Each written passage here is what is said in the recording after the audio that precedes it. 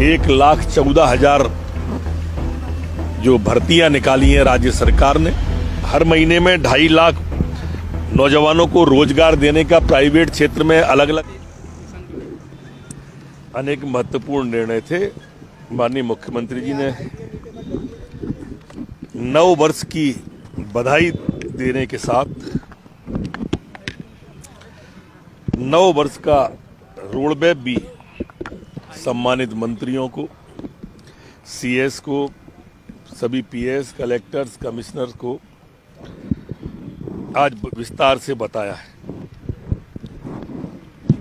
माननीय मुख्यमंत्री जी का स्पष्ट कहना था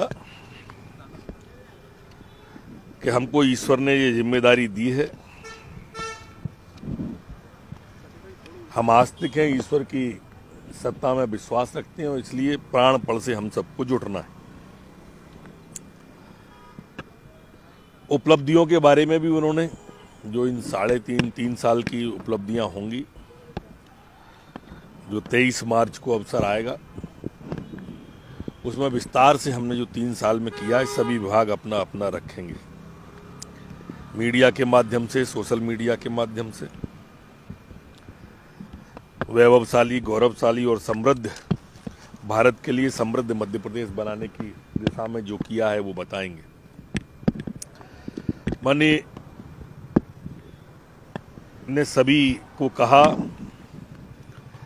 अर्जेंट काम और इम्पोर्टेंट काम दोनों को विभाजित करें। अर्जेंट से मतलब कभी कभी जैसे कोरोना आया, अर्जेंट काम था, बाकी काम रोकना पड़े।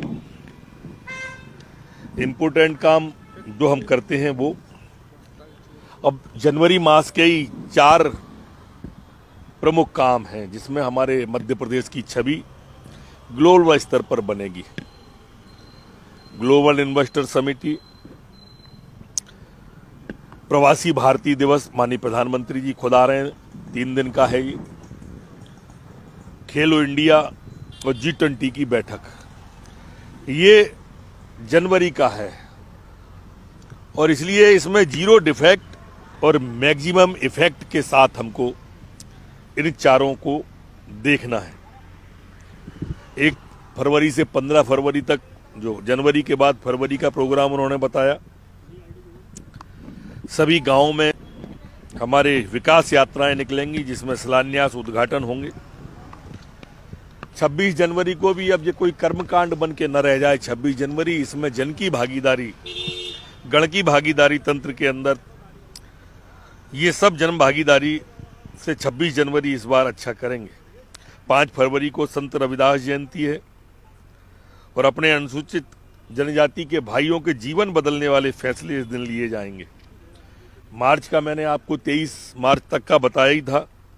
इसी तरह से 6 अप्रैल से 30 अप्रैल तक एक अभियान और चलेगा जो मुख्यमंत्री जन सुविधा अभियान है, उस तरह का। चीता प्रोजेक्ट के बारे में भी विस्तार से बात हुई। सहरिया, भारिया, बैगा, ये अलग वर्ग की जो पंचायतें हैं ये भी अब प्रारंभ होंगी। आत्मनिर्भर मध्य प्रदेश का रोड मैप आज माननीय मुख्यमंत्री जी ने सबके सामने भी रखा। मंत्रियों के चिंतन शिविर में भी जो रोड मैप उभर के आया था, अब वो भी पूरा तैयार हो चला है, उसको भी प्रस्तुति होनी है।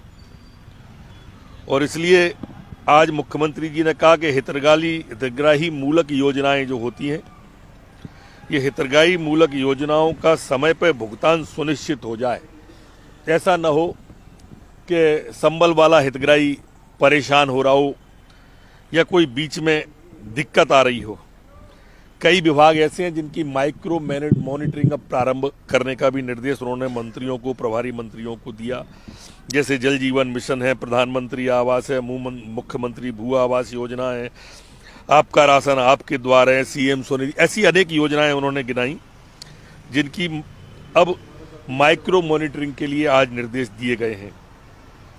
उन्होंने कहा है कि एक अधिकारी अलग से हम तैनात करेंगे, एक अधिकारी अलग से डेडिकेटेड ही रखेंगे जो हमारे बच्चों के छात्रावास होते हैं।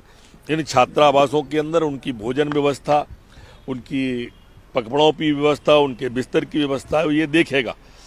पेशा नियम के बारे में भी माननीय मुख्यमंत्री जी ने स्पष्ट आज बताया भी और निर्देश भी दिए।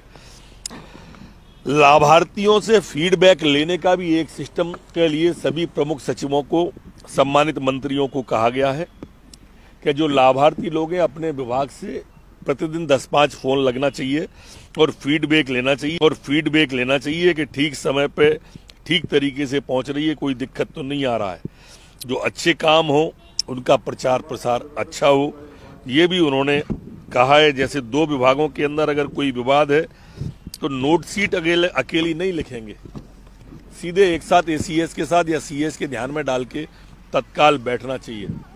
1,14,000 जो भर्तियां निकाली हैं राज्य सरकार ने, उनकी भर्तियां सभी 15 अगस्त तक हो जाएं, ये माननीय मुख्यमंत्री जी ने कहा है।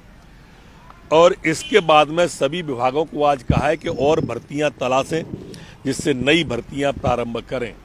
हर महीने में 2.5 लाख नौजवानों को रोजगार देने का प्राइवेट क्षेत्र में अलग अलग सेक्टर में अंशदान प्रमाण पत्र देने का जो अभियान है वो लगातार जारी रहे, ऐसा मुख्यमंत्री जी ने कहा है।